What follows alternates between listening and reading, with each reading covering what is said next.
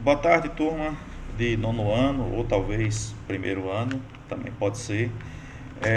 A gente vai falar hoje sobre a continuidade dos nossos modelos atômicos. Então, a gente já falou bastante sobre o modelo de Dalton, e agora a gente vai falar um pouquinho sobre o modelo de Thomson. Esse vai ser rapidinho, e depois a gente vai entrar naquele que vai resumir como é o átomo para a gente estudar no ensino básico, né? Que é o modelo de Rutherford. Beleza? Então, deixa eu mudar aqui a tela. E vamos lá agora, deixa eu ajeitar aqui que a minha imagem aqui está muito grande. Então, tá aqui. Isso aqui você vai encontrar no seu livro, o livro no caso dos nonos anos,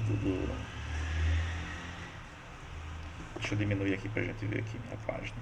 Então você vai encontrar isso aqui na página 124 do seu livro. Agora vamos retornar para cá, né? Tá.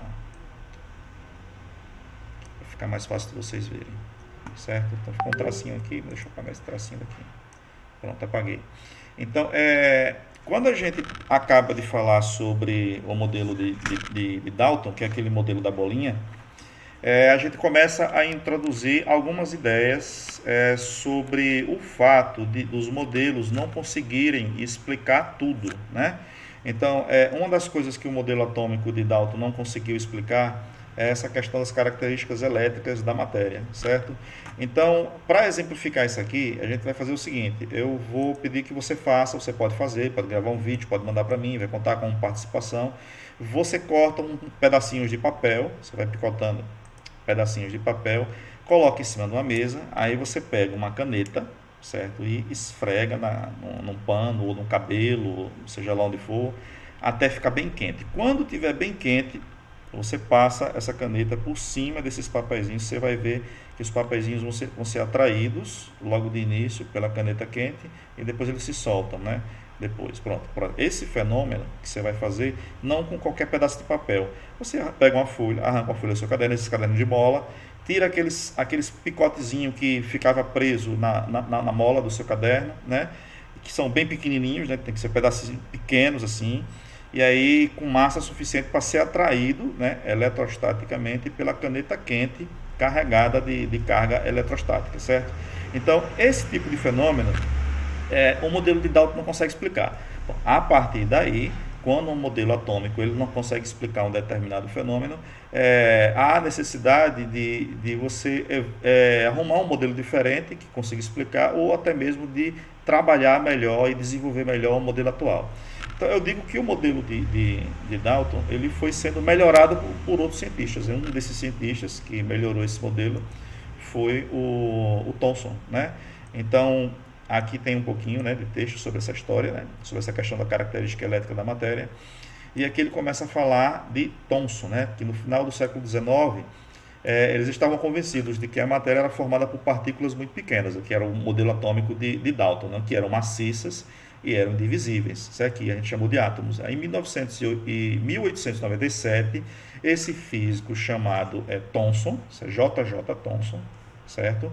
Aqui, que morreu em 1940, ele realizou uma série de experimentos e descobriu que os átomos são formados por partículas menores ainda. Então, quer dizer, antes o Dalton falava que essas partículas que eram os átomos não eram divisíveis, mas aí com os experimentos que Thomson realizou, chegou-se à conclusão de que na verdade o átomo era composto por partículas menores ainda. E aí foi descoberto a partícula que a gente chama de elétron, desse trabalho dele, que é uma partícula de carga elétrica negativa. Então aí esse modelo atômico de Thomson, diferente do modelo atômico de Dalton, ele ficou conhecido como o modelinho do pudim de passas, que ele explicou da seguinte forma, de uma maneira assim muito simplificada, né? Ele disse que na verdade era como se fosse um bolo. Então aqui você tem um bolo, né, uma torta, vamos dizer assim. Essa torta, essa parte aqui azul, não sei se está parecendo azul para você, essa parte azul era um fluido positivo, né? Não era uma partícula positiva, ele disse que era um fluido, era a massa do bolo, né? E essa massa do bolo ela era positiva. Só que incrustada nessa massa do bolo, do pudim de passas, né?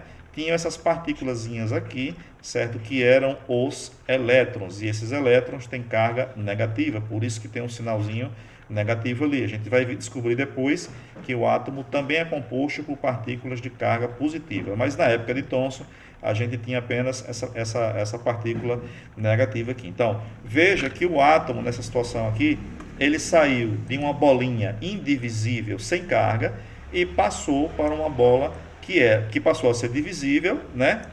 Descobriu-se que era divisível e que apresentava essas partículazinhas negativas que a gente chamou de elétron. Então tá aqui, você vai ler o textinho aí no seu livro para poder responder as tarefas. Então aqui você tem o esquema, né, do pudim de passas, que é como conhecido o modelo de Thomson, que é por JJ Thomson. A esfera maior teria carga positiva, então nela estariam dispersos os elétrons de carga negativa. Aqui a gente vai encontrar aqui alguma coisa sobre a massa do próton, mas aqui ele vai falar sobre o próton. Veja, foi descoberto aí, né, com o experimento que ele fez com um tubo de raio catódicos, certo? Que a gente pode ver depois aí um videozinho na internet, essas partículas negativas. Então, o modelo de Thomson, o que era que ele ia propor? Que o átomo era maciço, ele era esférico, mas ele era descontínuo. Quer dizer, a estrutura não... O que é esse descontínuo? Descontínuo é o seguinte, é que não é um pedaço só, certo? Na verdade, era um pedaço e esse pedaço tinha outras partículazinhas dentro, que eram as partículas negativas, que eram os elétrons, certo? Então, aí, formado por um fluido de carga positiva, no qual estavam dispersos os elétrons, é isso que está dizendo aqui no texto. O próprio Thomson, ele fez essa associação com o pudim de passas, né? E aí ficou vulgarmente conhecido como modelo do pudim de passas, certo? Mas, professor, ficou dessa forma? Não, não ficou assim. O modelo de Thomson ele não foi suficiente para explicar alguns fenômenos da matéria, certo? E aí, em 1904, aqui um físico da Neozelândia chamado Ernest Rutherford, que morreu em 37, 4 anos antes de Thomson, ele realizou um experimento com gás hidrogênio e detectou a presença de pequenas partículas com carga elétrica positiva, que ele denominou de prótons, certo? Então aí eu tenho agora duas partículas, dois tipos de partículas. Eu tenho a partícula positiva no átomo, que é o próton, e tenho a partícula negativa, que é o elétron, certo? Então essas duas partículas são partículas fundamentais, e aí a gente vai ter mais para frente uma partícula que não tem carga, que é a partícula do nêutron. Então essas são as três partículas fundamentais. Isso aqui é uma partícula, certo?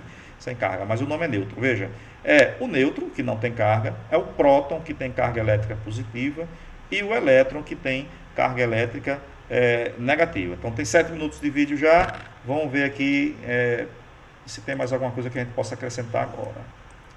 Vai vir aqui para a segunda página. Vamos ver aqui. Na segunda página, aqui a gente vai ter o seguinte. Para que a ciência precise avançar, às vezes ela depende de uma determinada área, uma área mais específica, certo? E essa área mais específica, ela vai contribuir com toda a ciência, de forma geral, né?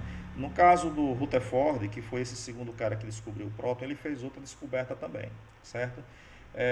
Mas foi necessário que se desenvolvesse a radioatividade, que fosse desenvolvida e estudada a radioatividade, certo? Que são os raios que vêm do núcleo do átomo. Então tem uma pessoa, que inclusive tem uma série na Netflix, que é a Marie Curie, que junto com o esposo dela, o Pierre Curie, certo?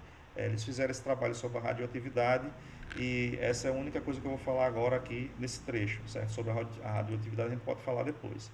Mas, enfim, aqui tem várias referências aqui, e entre elas tem a referência da Marie Curie também aqui, certo? Que morreu em 1934, com complicações, com consequências do próprio estudo dela sobre a radioatividade. No filme mostra que a Marie Curie, e assim como o marido dela, o Pierre Curie, eles brincavam com a pedrinha de um elemento radioativo que emitia um brilho bonito, sem precisar estar ligado na tomada. Era uma coisa maravilhosa, né? Imagina você descobrir uma pedra que emite luz naturalmente. Era a radioatividade essa luz. Então, por conta disso, a Marie ela adoeceu por conta dessa manipulação desse elemento radioativo.